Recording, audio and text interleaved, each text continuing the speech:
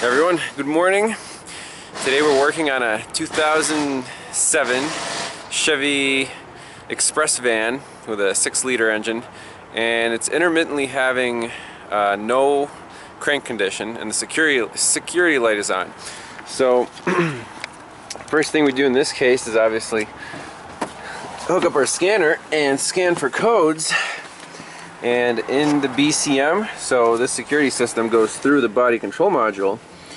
In the BCM we have a B2948 security system sensor power circuit high trouble code. Let's read up on this code before we go too far. So the troubleshooter comes in handy in cases like this when you're too lazy to boot up your laptop and go to all data. So B2948. So you guys want to read this long paragraph? It's just a description of the Passlock system. So let's see right there. The key parts here, their BCM control. The BCM provides security system sensor power and low reference for the Passlock sensor, and the Passlock sensor lives right around that ignition key. It's a 3-wire sensor, so we have a 5-volt, reference, a low reference, and the signal. So the magnet activates the security Hall effect sensor in the Passlock circuit.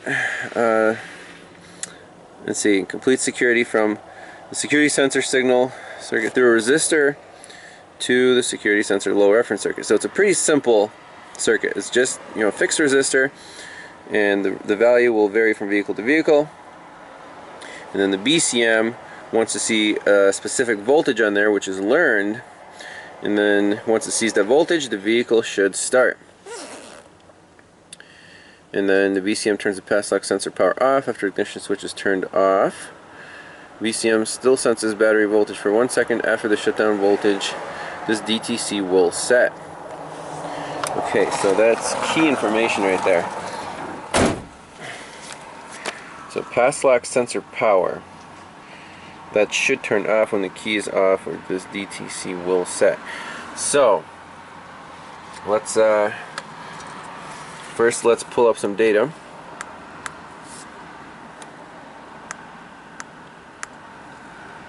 So data display, we want security.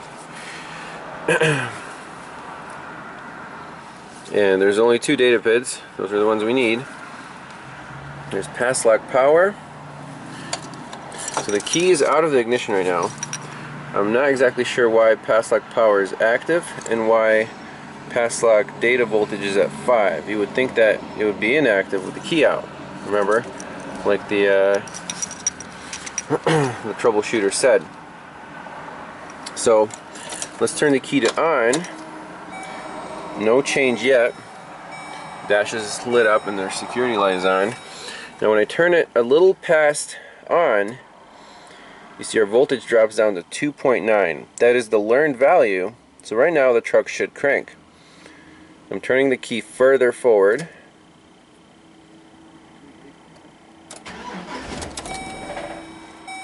A start and stall. So this is interesting.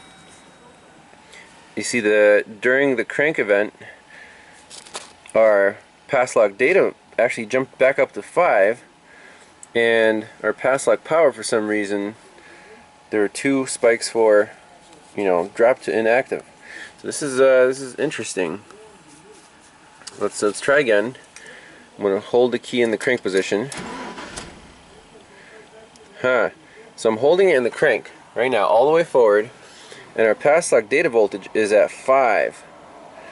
That's not supposed to happen. When that jumps back up to 5, our starter, relay is disabled. So that is a problem right now. That should stay at 2.9 when we're in the crank position.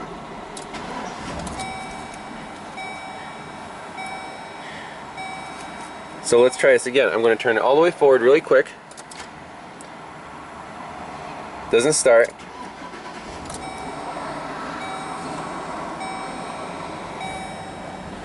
Okay, turn it off again. It's at 5 volts. Now, what I'm going to do is not turn it all the way to the limit, but like, you know, until the starter engages, and we'll see if this voltage, if we can actually make the truck run.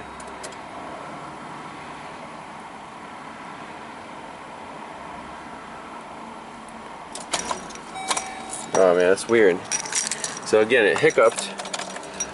Key on. We have 2.9.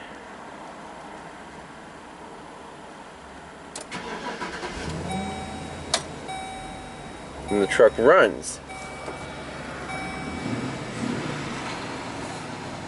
Again, we have some glitches in our Passlock power. And right now it's stable at 2.9, so the truck will stay running. But it doesn't explain why A, we went back up to 5 when we held the key all the way to the limit, and B, why do we have this kind of intermittent, sometimes it cranks, like you have to hold the key in a very certain position. So we might have, at this point it seems like a ignition lock cylinder issue, but I still want to know exactly when this Passlock data, you know, drops out or goes back up to 5. It's a pull down design, so if you unplug the sensor, it'll just read 5 all day long.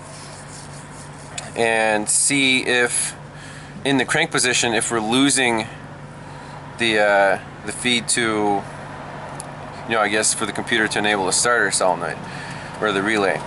So let's play around with this a little more.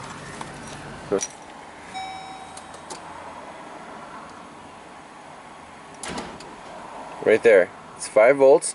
I'm going to wiggle it. That's a problem.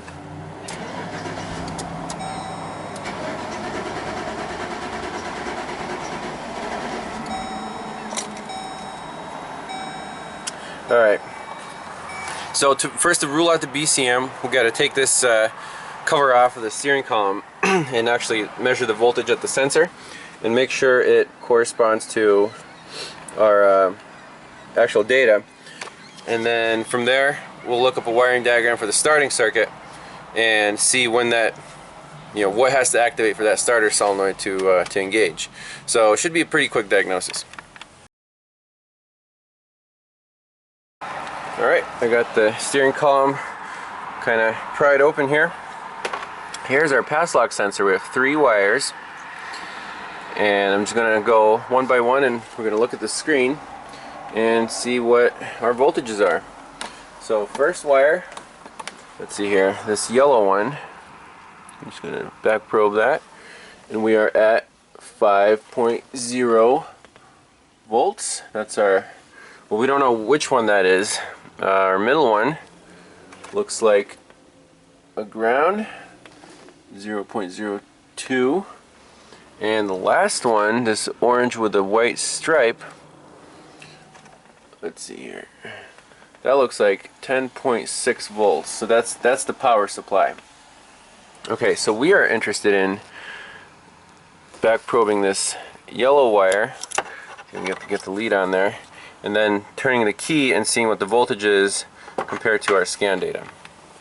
Alright, so I'm going to set you guys up to look at our scope while I turn this key, and we're on the yellow wire. So it's at 5 volts right now. So key on, still at 5, I'm slowly turning it forward. We're at 2.9, just like our BCM said. And I want to go all the way forward now. It jumps back up to 5. That should not happen. 2.9, slowly turning it forward now.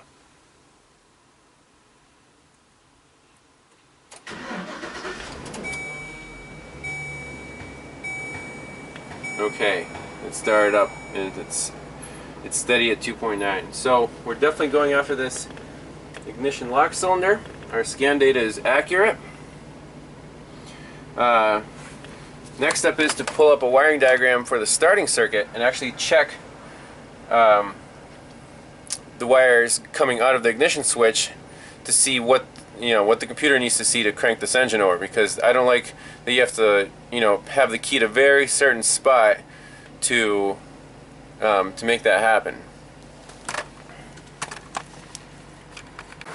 Alright, we got the starter circuit wiring diagram pulled up on BBB Industries. Quick and easy.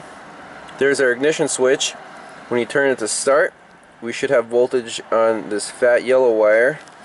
And you know it's fat because it's labeled as a 3 as opposed to a thinner gauge wire, which is like 0.5. So that sends voltage through a crank fuse right to the PCM crank voltage. And the PCM then enables the starter relay. So we are worried about the input here. So this connector C200, it should be a big connector right under the dash right there. And I'm going to put the scope on that and see when that voltage is high. When you turn it all the way to the limit in the crank position to see if that voltage drops out. If it does, we need a new ignition switch. Alright, I found that yellow wire. I guess I'll show you where it is. There's just this big bulky connector all down here. There it is, I'm back probed. See the yellow wire, that one? That's a massive connector for the ignition switch. So now, as we turn the key, we're going to look at this voltage, see what it does. I'm going to set you guys up right there.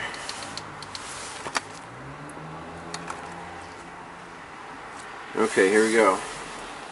So, key in the ignition, turn it to on, slowly turning it forward.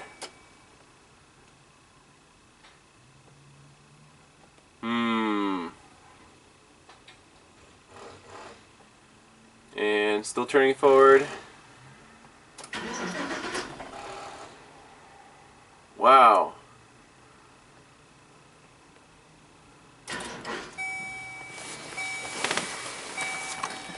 Well, that's kind of interesting. So, that part of the ignition switch is not our problem. It was not cranking when we had 12 volts on that signal wire. What we could do is set up another channel to look at the Passlock sensor at the same time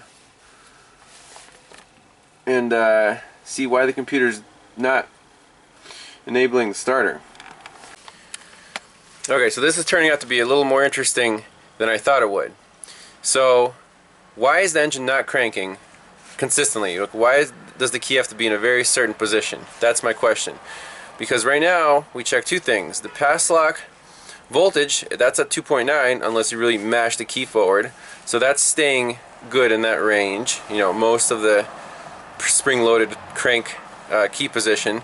And then that yellow wire that we saw in our diagram, that's going high, and that's also staying high throughout the whole spring-loaded range. So what the heck else does this computer need to enable the starter relay? There must be something else to do with this ignition switch, because it's definitely consistent, the position of the ignition switch. So we, two variables there, the Passlock sensor and the yellow wire, the crank wire, we checked those are good. What else is there in this ignition switch that the computer is looking for? Is there like another, power feed that's supposed to stay high when you turn the key on or something? Let's take a look at a power distribution diagram this time and check some more wires at this ignition switch. Alright, so power distribution diagram. Here's the ignition switch. So we want to check any wire that's supposed to be hot in the start position. Okay? So, for example, right there's a pink wire. It's hot in run and start. And that's supposed to power a lot of the engine computer. See, PCM, O2 sensors, etc. So pink wire. Again, it's heavy gauge. See, it's a 3. And then further down here, anything else? There's start. There's start. The yellow wire we just checked. That goes to the crank fuse, so that we can check that off. And there's also a fat white wire that feeds ignition 0, fuse, and then we have, you know, further breakdown. So basically this white wire and this pink wire. So pink wire is run and start, and white wire is accessory run and start. So let's go for this pink wire first. Okay, I'm back probing the pink wire. This should be hot and run and start. So there's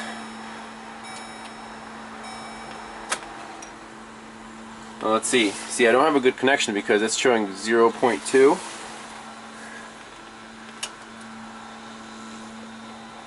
What is that all about? There we go. Double check your connections. Again, I want that pink wire.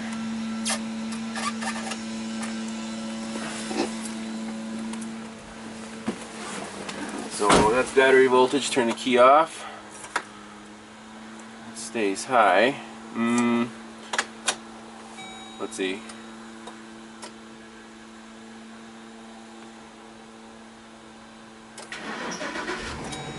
That stays high all the time. There's battery voltage. So perhaps that's not the right wire. It is pink. Let me double check. Yep, I was on the wrong wire. So this is the correct pink wire. Let me get these cursors out of the way. Okay.